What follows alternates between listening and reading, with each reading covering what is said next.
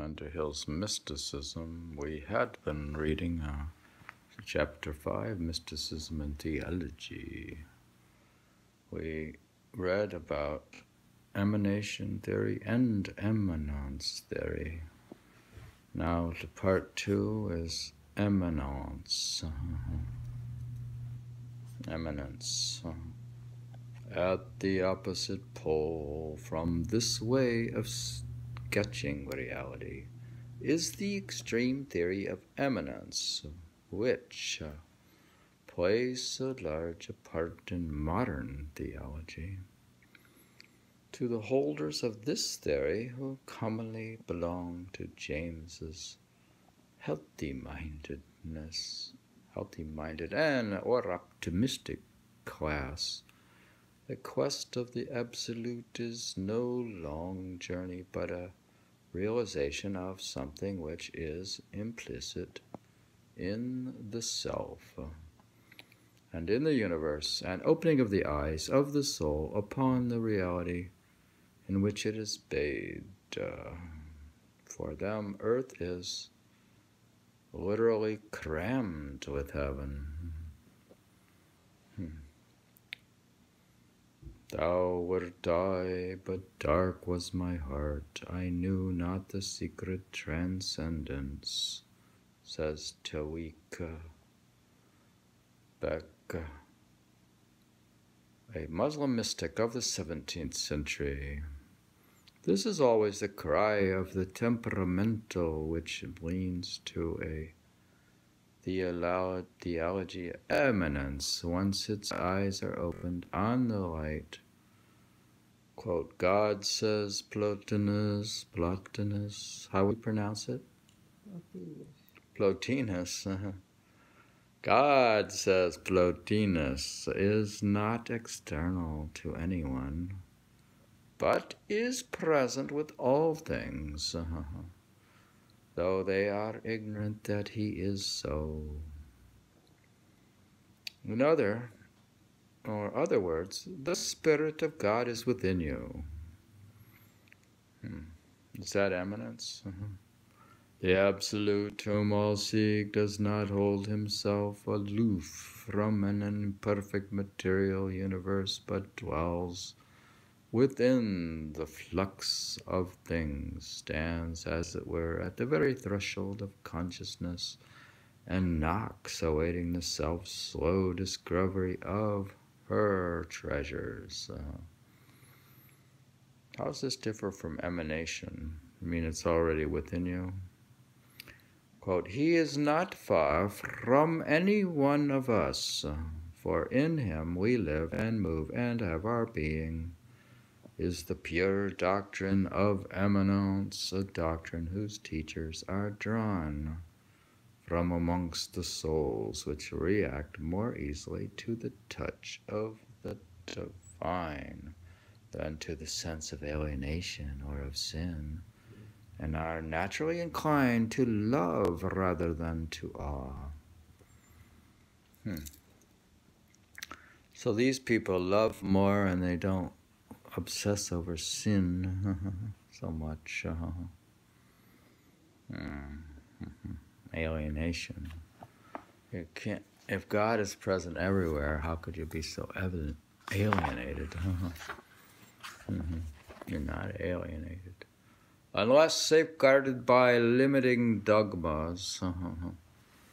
The theory of immanence, taken alone, is notoriously apt to degenerate into pantheism and into those extravagant perversions of the doctrine of deification in which the mystic holds his transfigured self to be identical with the indwelling God. It is the philosophical basis of that practice of introversion, that turning inward of the soul's faculties in contemplation, which has been the method of the great practical mystics of all creeds. that God, since he is in all, in a sense is all, may most easily be found within ourselves, is the doctrine of these adventurers who, denying or ignoring the existence of those intervening, quote, worlds or planes between the material world and the absolute, which are postulated by the theory of emanations, claim with Reisbeck that by a simple introspection in fruitive love they meet God without intermediary. They hear that the Father of Lights saying eternally without intermediary or interruption in the most secret part of the Spirit, the one unique and abysmal word. In some ways, if you believe in like the music of the spheres, and does that make you more of an emanation person? And that there are planes, other planes to cross and things? Not if you believe that. Yeah, but it's like they're both true, eminence and emanation. I don't know. This discovery of a divine excellence or substance dwelling, as the Reisbeck Braka says, at the apex of man's soul, is that fundamental experience found in some form or degree in all genuine mystical religion, which provides the basis of the New Testament document of the indwelling Spirit. It is variously interpreted. The spark of the soul of Eckhart, the ground of Taylor, the inward light of the Quakers, the divine principle of some modern transcendentalist. I would say that being Fourth. a light and the high, it's very special. The form of light, it emanates by itself. It doesn't end. You have eminence, and then the emanation is eminent. Is the emanations eminent? I think the same emanation, what do you mean emanation? We're talking of emanation theory and eminence and the fount of the source. Light in a way. So if you have something in light, it will emanate no matter what. Oh, the light's bound to emanate. Emanate. Eminent. But is it immanent? It means that within you. It's also within you. Yeah. So how does it both emanate and be immanent? It's inside you, isn't the sun inside the light's you? Inside you? The emanations are inside you. Where are you right now? The emanations are immanent inside you at this point. If you have a light in the at the center of the room, it will emanate light. Yeah. So in your soul is divine and it's full of light. Yeah. What it will do? It will. Same thing. Yeah. So you're emanating. Everybody does. Everybody is full of light. Like I said, that's correct. At this point, logical exposition fails, mystic and theologian alike. A tangle of metaphors takes its place.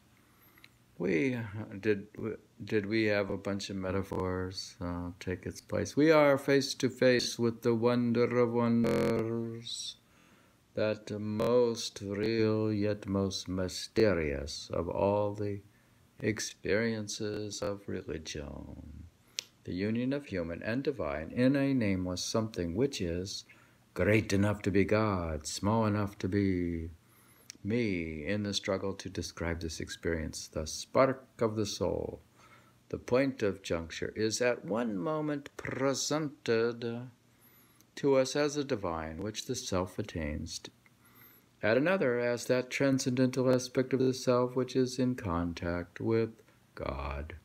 On either hypothesis, it is here that the mystic encounters absolute being. Here is his guarantee of God's immediate presence in the human heart. And if in the human heart, then in that universe of which man's soul resumes in miniature the essential characteristics.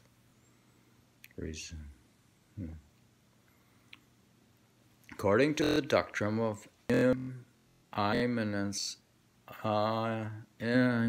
creation, the universe could we see it as it is, would be perceived as the self development, the self-revelation of this indwelling deity. The world is not projected from the absolute, but immersed in God. Quote, I understand, says Teresa, how our Lord was in all things and how he was in the soul, and the illustrations of a sponge filled with water was suggested to me. The world process, then, is the slow coming to fruition of that divine spark which is latent alike in the cosmos and in man. If, says Boheme, thou conceivest a small, minute circle, as small as a grain of mustard seed, yet the heart of God is holy and perfectly therein, and if thou art born in God, then there is in thyself, in the circle of thy life, the whole heart of God, undivided. The idea of immanence has seldom been more beautifully expressed. Do you think that's a good expression? We're talking about the property of immanence in Chapter 5 of Mysticism and Theology.